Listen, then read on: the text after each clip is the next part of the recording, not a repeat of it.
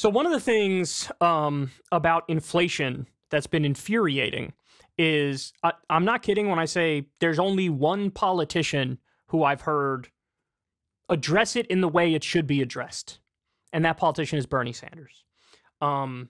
So he talks about how, look, this is brought about by corporate greed. This is not, a result of a big spending from the government or whatever. No, this is corporate greed. This is monopolies. They're using the hysteria around inflation to just jack up prices for everything. So really, it is, and this article highlights this, it's what they're calling greedflation. So the prices don't have to go up, but they're going up because corporations are trying to make more profits, and they're making record profits. Now, how do you address that? The answer is simple. Either a windfall profits tax or price controls. That's the only way to do it. And again, Bernie Sanders is the only one addressing it, and he's calling for a windfall profits tax.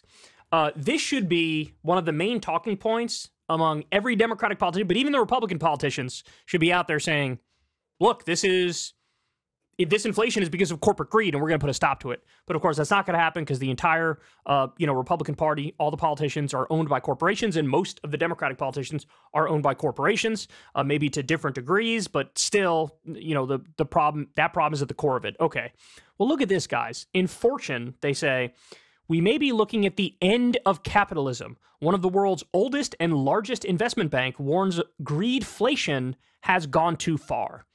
Albert Edwards, an economist at the 159-year-old investment bank Societe Generale, says corporate greed may call for the unthinkable: price controls. So understand something. It's not like they have a massive left-wing bias at this old investment bank. No, this is like a dry, straightforward analysis of the situation where they're looking at it and going, oh my goodness, we have a huge problem here. Corporate greed is leading to the inflation, and it is destabilizing the entire capitalist system. Wow. When costs go up, so do profits? That's not how capitalism is supposed to work, but that is the recent trend. For over a year now, consumers and businesses, both in the US and worldwide, have struggled with stubborn inflation. But the soaring costs haven't prevented corporations from raking in record profits. The companies in last year's Fortune 500 alone generated an all-time high $1.8 trillion in profit on $16.1 trillion in revenue. Voices largely on the left side of the political spectrum have been sounding the alarm on this. Think Bernie Sanders in Congress or Jon Stewart's recent grilling of former Treasury Secretary Larry Summers. But now an economist at one of the world's oldest and greatest investment banks is singing the same tune. Albert Edwards, a global strategist at the 159-year-old bank Societe Generale, just released a blistering note on the phenomenon that has come to be called greedflation. Corporations, particularly in developed countries like the US and UK, have used rising raw material costs amid the pandemic and the war in Ukraine as an excuse to raise prices and expand profit margins to new heights, he said. And the French investment bank isn't just rhetoric. It's one of the select banks considered to be systemically important by the Financial Stability Board, the G20's international body dedicated to safeguarding the global finance system. Furthermore, Edwards wrote in the Tuesday edition of his Global Strategy Weekly, after 4 decades of working in finance, he's never seen anything like the unprecedented and astonishing levels of corporate greedflation in this economic cycle. To his point, a January study from the Federal Reserve Bank of Kansas City found that markup growth, the increase in the ratio between the price a firm charges and its cost of production, was a far more important factor driving inflation in 2021 than it has been throughout economic history. So again, the narrative you hear from the right is big government spending is leading to the inflation. Well, no, it turns out it's not big government spending. What was it, like a one-time check of $1,400 or whatever it was? That's long gone, right? The real problem here is you still have some pandemic issues with the supply chain, but more importantly, corporate greed and monopolies are giving us the inflation. They are exploiting a tragedy to just jack up prices across the board. They are baselessly doing that because they just want to pad the bottom line. That's exactly what's happening, and now everybody is acknowledging it. Typically, when I say everybody, I mean including this investment bank is like, yeah, we see what's going on here. We're not dumb. Typically, higher commodity prices and labor costs squeeze corporate margins, especially if the economy is slowing. But Edwards pointed to data released by the Bureau of Economic Analysis last week that showed profit margins still near a record high relative to costs in the fourth quarter. The strategist said he assumed margins would have declined sharply at the end of last year as the economy slowed. But instead, how wrong I was. And so here you can see a chart. This is a greedflation chart, okay? Unit profit margin. Look at this. Going up, up, up, up, up. Unit non-labor costs right there. This is, again, unprecedented. Edwards added that he fears the super normal profit margins of corporations in the U.S. and abroad could eventually inflame social unrest if consumers continue to struggle with inflation. In other words, let me break that down for you into layman talk. Real wages are falling. People can't afford stuff. And if this continues, there's going to be bodies in the streets because capitalism is going to prove that it is not sustainable. Again, top investment bank saying this. Top investment bank. The end of greedflation must surely come. Otherwise, we may be looking at the end of capitalism, he warned. This is a big issue for policymakers that simply cannot be ignored any longer. Wow. Now, these are capitalists who are saying this. They're like, look, we see the data. We see what's going on. This is unsustainable. Edwards' note could be significant in bringing a viewpoint that has thus far lived on the progressive fringe into the mainstream. For instance, a debate over greedflation broke out last month during former Daily Show host Jon Stewart's interview with Larry Summers on his new Apple TV show, The Problem. As Stewart and Summers debated whether the Fed was right to pressure wages to fall by raising interest rates in its inflation fight, Stewart pivoted, "Why aren't we attacking corporate profit in any way? Because that's been estimated to be 30% of inflation, 40% of inflation." Summers was quick to respond that he didn't think it was a tenable view that all of a sudden corporations became greedy. Edwards seemed to be saying that it actually is quite tenable. So a top investment bank saying Jon Stewart is correct, Larry Summers is dead wrong, which, by the way, shouldn't be a surprise to anybody because Larry Summers has been wrong about absolutely everything. He's greatly influenced this neoliberal era, and he's gotten us where we are today.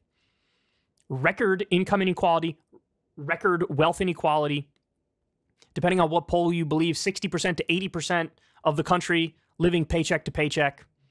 CEO to average worker pay just off the charts. It used to be like 40 to 1. Now it's like 350 to 1. I mean, this is astonishing stuff. There's been a $50 trillion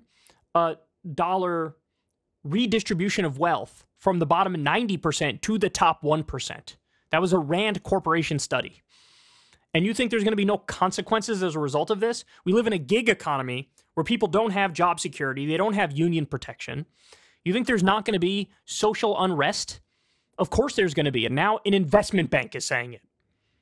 So then they go on and make the argument for price controls. And they cite examples of price controls being used and price controls working.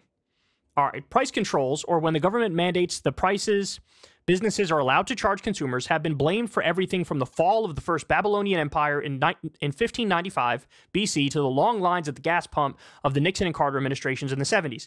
One of the most common stories about the supposed folly of price controls comes from the Roman Emperor Diocletian, who enacted an edict on maximum prices for labor, commodities, and more to combat rampant inflation in AD 301. But the edict, which included a death penalty for anyone who broke it, eventually backfired, creating a scarcity of goods and a reliance on government that led to its repeal. Edwards noted that many of his colleagues are less sympathetic to the use of price controls because of this story, but he argues their use may be warranted because something seems to have broken with capitalism. Or maybe, my friend, maybe this is just the way capitalism functions. Right? Is it really broken, or is this exactly what would happen in late-stage capitalism? The strategist referenced a paper by University of Massachusetts Amherst economists Isabella Weber and Evan Wassner titled Sellers Inflation, Profits and Conflict, Why Can Large Firms Hike Prices in an Emergency?, which found that corporations engaged in price gouging during the pandemic and argued temporary price controls may be the only way to prevent the inflationary spirals that could come as a result of this gouging. Looking at their conclusions on how to deal with greedflation, price controls seem to emerge as a favorite method of control, Edwards argued. So look, it actually has been used before in U.S. history, and there are times it's worked, right? Now, to me, Whether or not the solution is price controls or windfall profits tax, that's debatable. I tend to agree more with Bernie and fall on the windfall profits tax side over the price control side.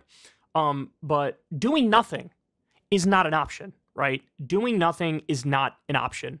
And when you have the head of a famous investment bank saying, this may make capitalism implode in on itself because regular people are not thriving. In fact, they're going in reverse. That's a warning that many at the top should take seriously. But look, I doubt they will. Because in their world, them and their buddies are fine, right? So they don't have that connection with regular working people. They don't understand what it's like in the real economy. And so they're kind of blind to a lot of the problems. But the problems aren't blind to them. So it's going to get ugly. And I'm glad we have a new term to describe what's happening here, because I'm so sick of regular people being blamed or government spending to help regular people being blamed. No. The problem is corporations. They've bought the government. They've bought our government. And as a result of that, they're getting away with greedflation, when this is obviously something that should be fought tooth and nail. Because again, if you don't, you're threatening system collapse. If you want to see me and Crystal Ball interview legends like Noam Chomsky, Cornel West, and more, subscribe to Crystal Kyle and Friends on Substack. $5 a month gets you the video version a day early. Remember, we take 0 ad dollars for this podcast. Or you can sign up on Substack for free and get the audio version a day later. Link in the video description box below.